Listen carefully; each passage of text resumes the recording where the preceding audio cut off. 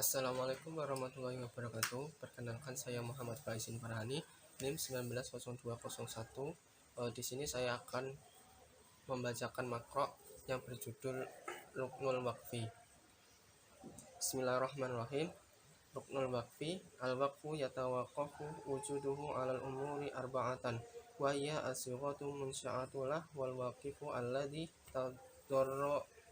tasaddaru minhu sighah wal mawqufu wa huwa syai'u alladhi yuridu waqfuhu wal mawqufu alaihi wa huwa may yastahaqqahu gullatal mawqufu wa manafi'ahu. Wa qad italafa fuqaha'i fi hadhil umuri al arba'ah hal ta'tabiru kulluha arkana lil waqfi aw ya'tabiru ba'duha faqat rukana lil waqfi. Fal malakiyatu wasyafi'iyatu wal hanabilatu yaruna an hadhil umuru al arba'ah as-sighah wal waqifu al mawqufu wal mawqufu alaih ta'tabiru kulluha arkana lil waqfi. Wal hanafiyatu yaruna aw ba'daha ya'tabiru rukna lil waqfi wa huwa as-sighah munsyi'atulah amal umuru salah satu ukhra falaisat arkana lil waqfi wa innaha hiya lazimatu li wujudi as-sighatu wa hadal hilafu bainal fuqaha'i yarji'u ila talafihim fi amri istilahihi huwa mafhumun ar-rukni fahuwa indal malakiyatu wa min ma'ahum ma tawaqqafa alaihi wujudu syai' sawa'u kang juz'an min haqiqati dzalika syai'i sawa'u kana juz'an min haqiqati dzalika syai'i aw lam yakun juz'an min haqiqatihi wa hadza makna lima kana mutahaqqiqan fil umuri al arba'ata ja'ulaha kullaha arkana lil waqfi min ghairi farqan baina sighati wa baina ghairiha wa huwa inda fuqaha'i al hanafiyatu ma tawaqqafa alaihi wujudu syai' wa kana juz'an min haqiqati dzalika syai'u wa hadza al makna lima kana mutahaqqiqati fi sighati al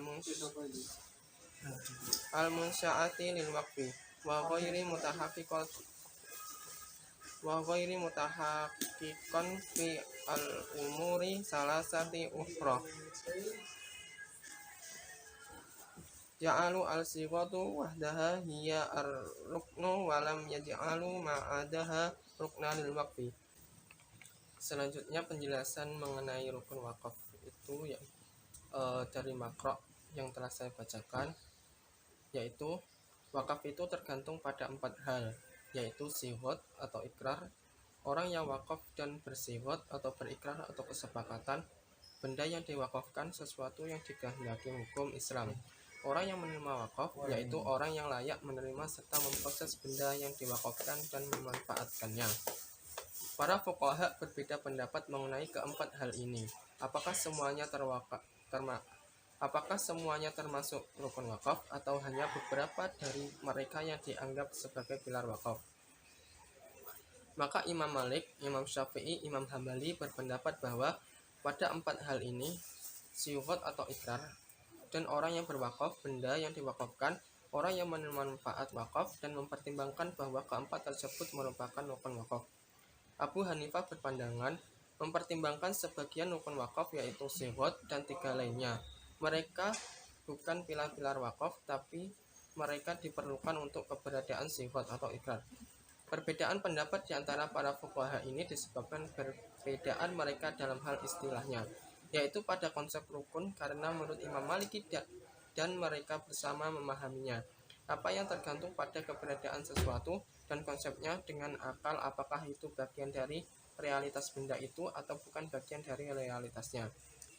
Dan makna ini ketika terwujud dalam 4 hal, mereka menjadikan semuanya sebagai rukun wakaf dengan tidak ada perbedaan antara rumusnya dan yang lainnya. Dan menurut ahli hukum Hanafi, tergantung pada keberadaan sesuatu dan bagian dari realitas benda itu. Dan makna dari apa yang diverifikasi dalam sighot atau ikrar wakaf dan tidak diverifikasi dalam 3 hal lainnya. Mereka menjadikan itu sendiri sebagai pilar dan mereka tidak menjadikan apapun sebagai pilar wakaf. Selanjutnya dapat disimpulkan mengenai rukun wakaf ini secara umum dibagi menjadi 4, yaitu orang yang berwakaf, mauquf bih atau barang yang diwakafkan. Selanjutnya mauquf alaih atau orang yang menerima wakaf. Selanjutnya orang yang berwakaf atau wakif. Dari keempat tersebut ada beberapa syarat-syarat yang harus dipenuhi. Yang pertama, syarat bagi orang yang berwakaf yaitu memiliki kecapakan hukum dan membelanjakan hartanya. Maksudnya yaitu bahwa wakif adalah merdeka, berakal sehat, dewasa atau balik, tidak berada di bawah pengampuan.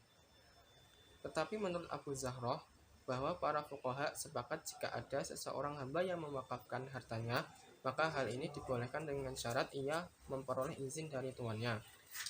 Syarat selanjutnya yaitu orang yang ahli berbuat kebaikan, maksudnya adalah orang yang berakal, tidak mubazir dan balik.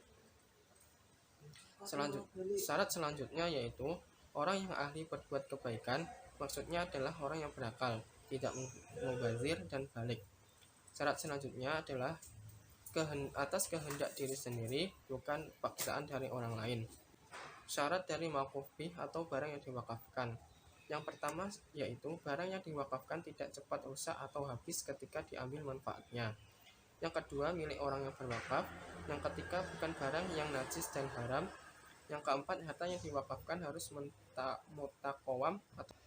Selanjutnya, syarat mauquf alaih atau orang yang menerima wakaf. Yang pertama, berakal sehat. Yang kedua, balik. Yang kedua, tidak mubazir atau boros. Selanjutnya, orang yang berwakaf atau wakif memiliki syarat. Sighot harus menjazah atau terjadi seketika atau selesai. Maksudnya adalah sighot ini menunjukkan terjadinya wakaf setelah sighot tersebut diucapkan. Yang kedua, sighot tidak diikuti syarat batil atau palsu. Maksudnya adalah adanya syarat yang bisa merusak dasar dari wakaf, yakni kelaziman dan keabadian.